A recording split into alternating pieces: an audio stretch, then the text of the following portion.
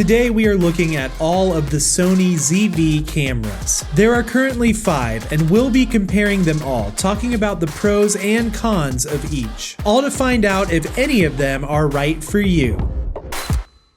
What is the ZV line of cameras? Well, the Z stands for Gen Z, and the V stands for vlogging. So these cameras have basically been created for Gen Z vloggers. And I love that Sony is doing this because vlogs have a unique set of needs that traditional cameras don't. In the past 3 years, Sony has released 5 different ZV cameras, and I've had the chance to use and review all of them. Here's my thoughts.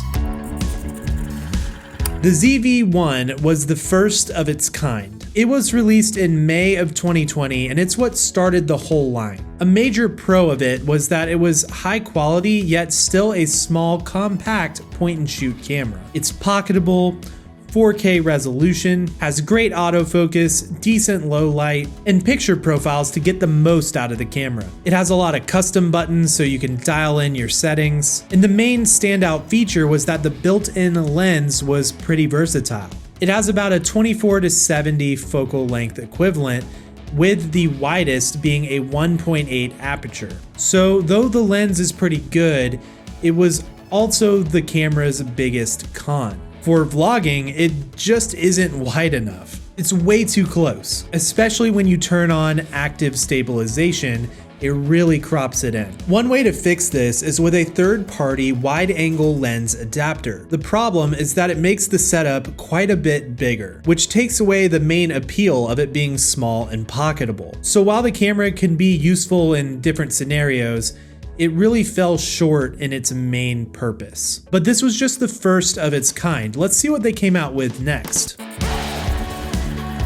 The next ZV camera released was the Sony ZV-E10. This is a crop sensor camera, and its claim to fame is interchangeable lenses. Now, this is no new concept, but it is new for the ZV line. Having a tiny form factor with great resolution and now interchangeable lenses really presents a great option for creators. But where this camera really falls short is its stabilization. It has a massive crop when you turn on active stabilization. That being said, you can still get some incredible looks out of the camera, especially when you pair it with a good lens, with something like the Sigma 16mm 1.4. That's actually the setup I have on this little side camera right here. It's the ZV-E10 with the Sigma lens, and as you guys can see, it's a really nice, sharp, depthy look that you can get out of this camera. The image quality, lens options, compact size, and price point really make it a great value.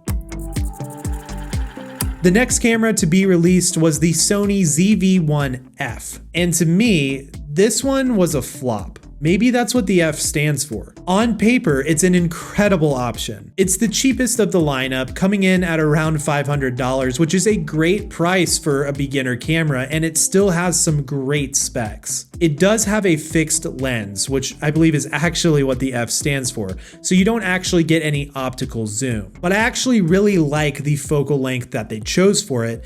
It's the same as my favorite lens, 20mm. But the problem is that when I tested it out and reviewed the footage, there was a really annoying issue. There was just this jittery, jello-y effect happening all over the footage, even if I had it on a tripod with zero stabilization turned on. I believe something weird was happening with the focusing of the lens, causing this kind of weird, stuttery, jello-y effect. Now, I can't speak to every ZV-1F camera out there. I can only speak to the one that I bought and used and then returned.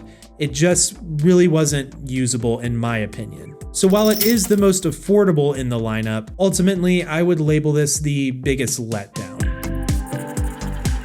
The next camera released was the ZV-E1. This is the most expensive option in the lineup, coming in at around $2,200. It's actually a phenomenal camera. It has the same sensor and most of the same specs as the far more expensive FX3 and A7S III. But it's smaller and has some new AI features. It has incredible low light and up to 4K 120 slow motion. It truly is a beast. However, because it's a part of this ZV lineup, I do think it's missing a few key features that I really enjoy, at cameras around this price point. It has no EVF, which isn't the biggest deal in the world, but personally I find it really useful even for shooting video when you're in sunny conditions. It just helps you see your screen better. It also does not have crop sensor mode and can only take 12 megapixels stills. So this makes it not quite as good of a hybrid camera and leaves a little bit to be desired at this price point. With that said though, it really is designed for vloggers and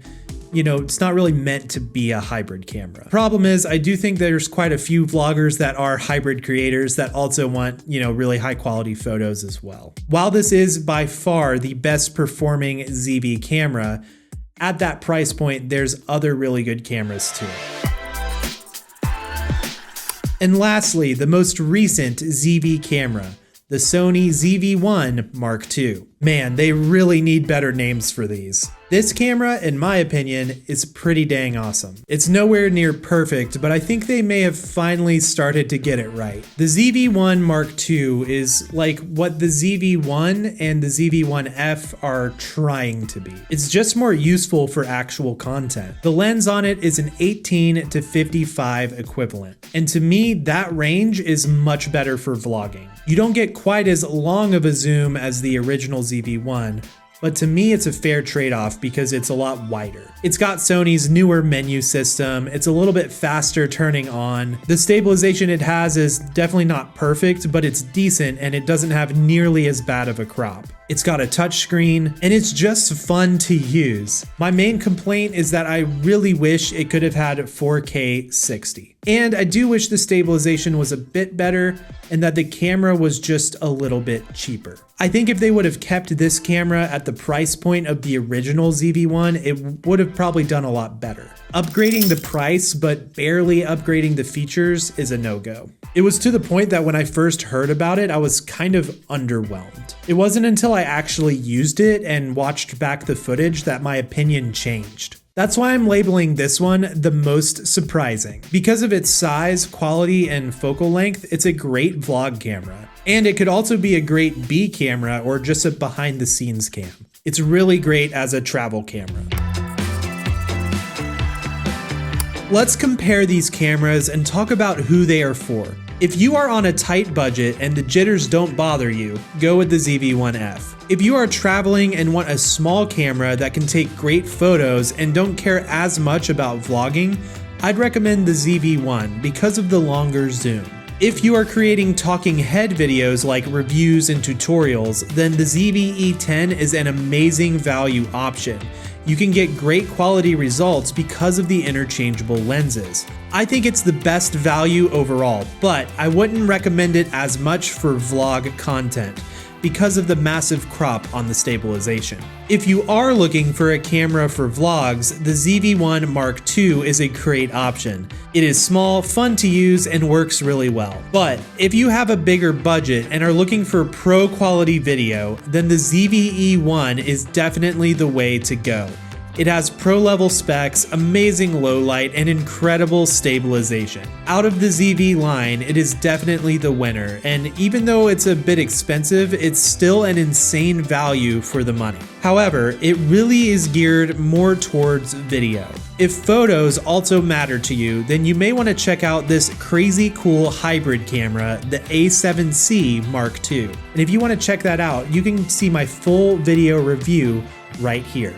I've placed links in the description below. Thanks so much for watching, and as always, stay creative. Peace!